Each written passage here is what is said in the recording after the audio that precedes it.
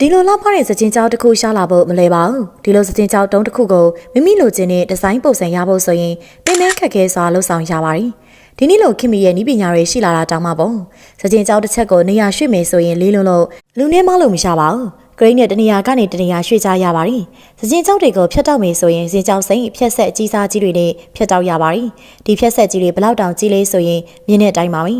လူနှစ်ယောက်ထက်ကိုမှကြီးမားပါတယ်စကြင်ကြောက်တွေကိုဖျက်တောက်တဲ့အခါတခါတကယ်မပြတ်တတ်ဘူးဆိုရင်လူကပါအားနဲ့ထုပေးရပါတယ်ဒီလိုဖျက်တောက်ပြီးတဲ့အခါမှာတော့ဒီလိုလှပတဲ့စကြင်ကြောက်ရဲ့အတွင်းသားတွေကိုမြင်တွေ့နိုင်ပါပြီစကြင်ကြောက်ဟာဒိုလိုမိုက်ခရစ်စတယ်များနဲ့ဖွဲ့စည်းထားတဲ့အသွင်ပြောင်းကြောင့်မလို့သူ့ရဲ့ဒီဇိုင်းကာလာနေထားကလှပပါတယ်ဒါကြောင့်မို့ဘဘိုးထုတဲ့အခါနဲ့အင်္ဂလာစင်တဲ့အခါတွေမှာစကြင်ကြောက်ကိုအသုံးပြုရတာလူတွေကြိုက်နေတဲ့ကြပါရီစကြင်ကြောက်ရဲ့လှတရားကတာရှည်ခဏကြောင့်လူတွေဟာဒီကြောက်နဲ့သူတို့ရဲ့အနုပညာစံတဲ့လက်ရာတွေကိုပြုလုပ်ကြတာပါစကြင်ကြောက်တွေဖြတ်တောက်ပြီးရင်တော့ကားကြီးနဲ့စက်ယုံကိုတည်သွားကြပါပြီစက်ယုံမှာသူတို့လိုချင်တဲ့ဒီဇိုင်းပုံစံကိုနောက်ဆုံးအနေနဲ့ချုပ်ပြီးတော့ရောင်းချဖို့အသင့်ဖြစ်နေပါပြီ